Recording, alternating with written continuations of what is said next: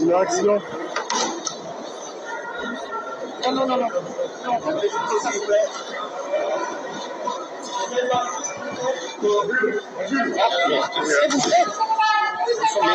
Mais qu'est-ce que vous faites? Mais calmez-vous. Il est parti, il est parti.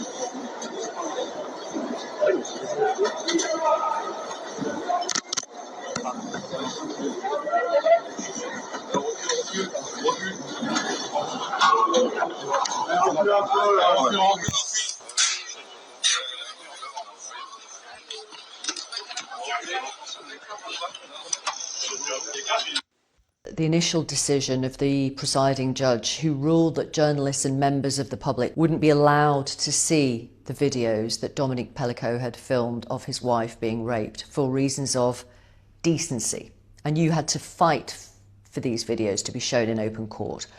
What do you think of the fact that you had to fight that?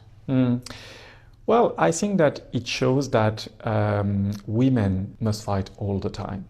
Even as being victims of rape, they have to fight for their rights.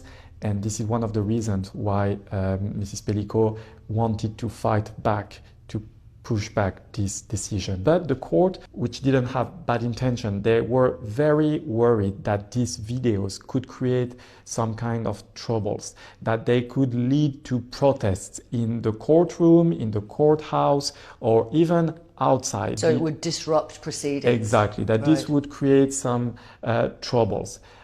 But there was also the idea that these videos were against the very basic decency, that they were offensive, and that they were the representation of extreme acts of human degradation.